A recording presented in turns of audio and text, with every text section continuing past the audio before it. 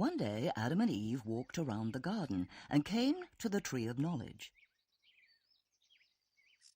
The snake, which was more cunning than any animal that God had created, wriggled down from the tree and asked Eve, "Is it true that God said you are not to eat any fruit from the trees of the garden?" "No, it is not like that," answered Eve to the cunning snake.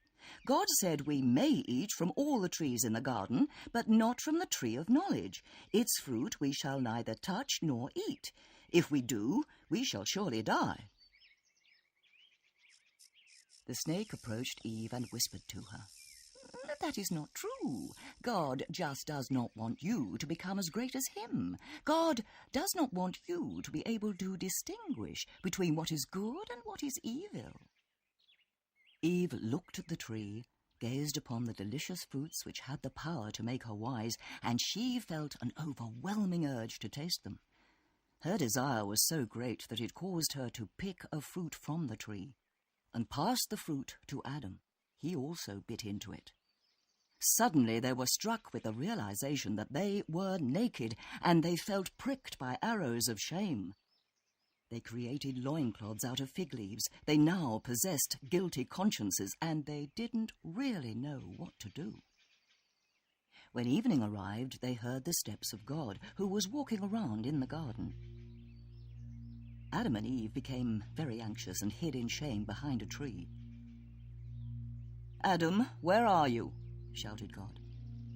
"I hid myself when I heard you coming, for I was afraid due to my nudity."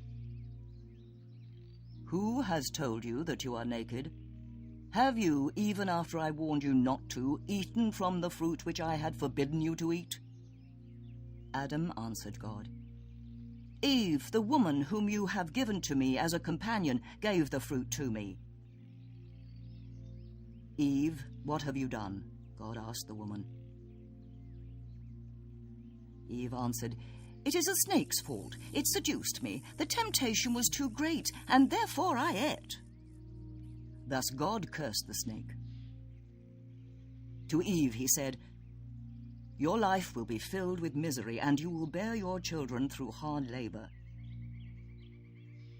To Adam God said, "Because you listened to Eve, did not follow my order, and ate from the forbidden fruit, your life will also be one wrought with difficulty. You will have to do strenuous work every day of your life in order to eat.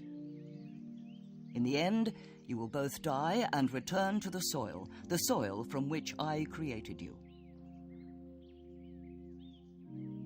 God then created fur clothes for Adam and his wife. He then expelled them from the Garden of Paradise and said, "The human being can now distinguish between what is good and evil. To keep them eating from the tree of life and thus live forever, I decree that the garden shall be guarded." And so God ordered the angels with the swords of flame to guard the path in front of the tree of life. Adam and Eve went out into the world. Eve became the mother of all human beings, and everything happened just as God said it would.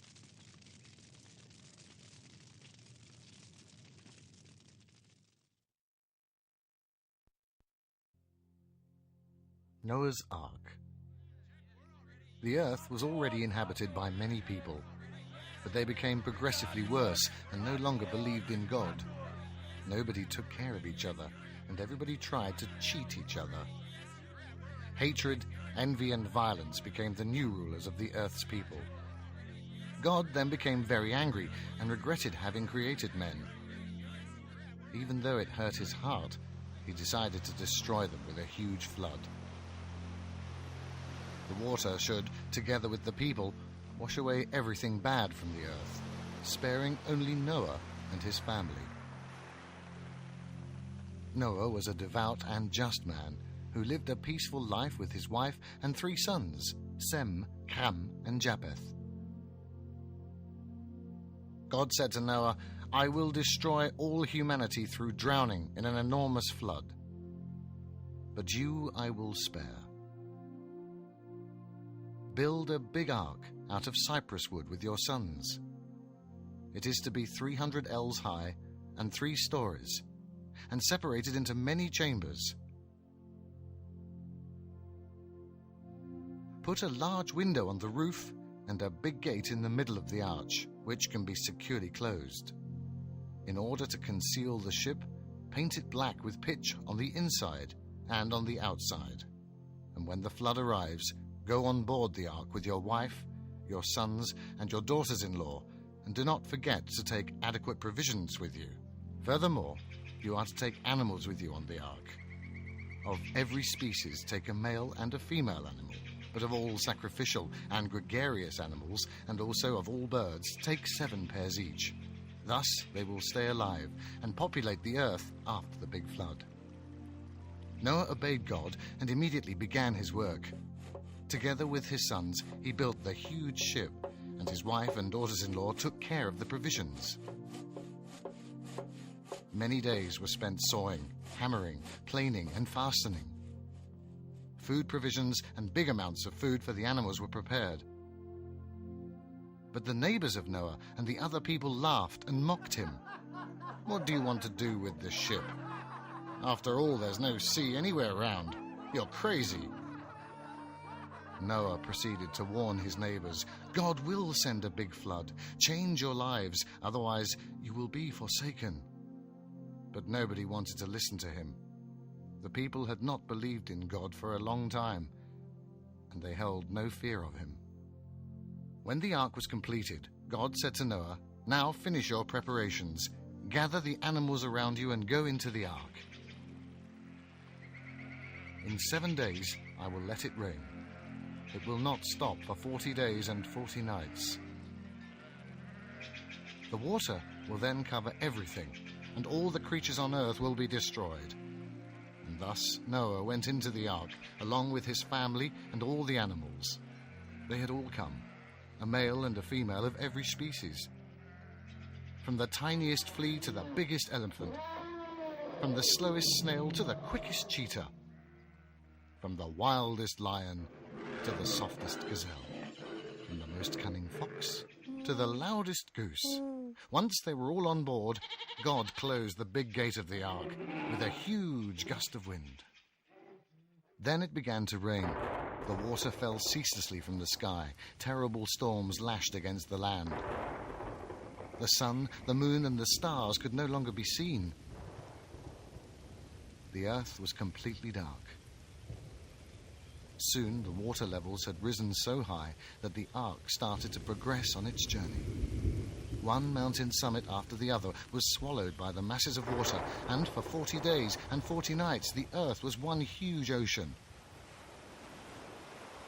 Another 150 days passed, and finally God thought of Noah and all who were with him in the ark.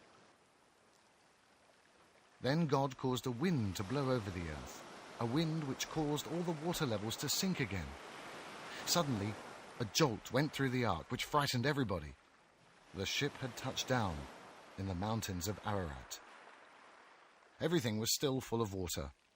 The sea gave way to the land very slowly. Noah said to his family, "We will send out a raven.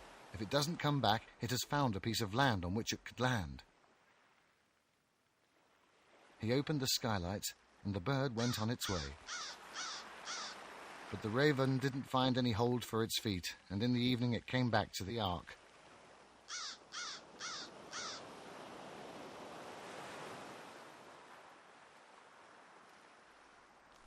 Noah now sent a dove on its way, but it also came back.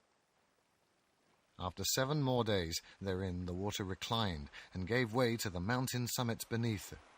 The dove was sent away once more, but returned in the evening with a big surprise for all: an olive twig in its beak.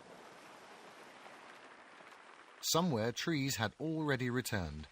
Noah and his family were very happy. It would not be long before the earth would once again be dry enough to build a house and to work on a field. The next morning, Noah and his sons opened the roof of the ark and let air and sun into the ship. After a while, Noah sent away the dove for a 3rd time, and this time it did not come back. In the distance, they could already see land, and the family wanted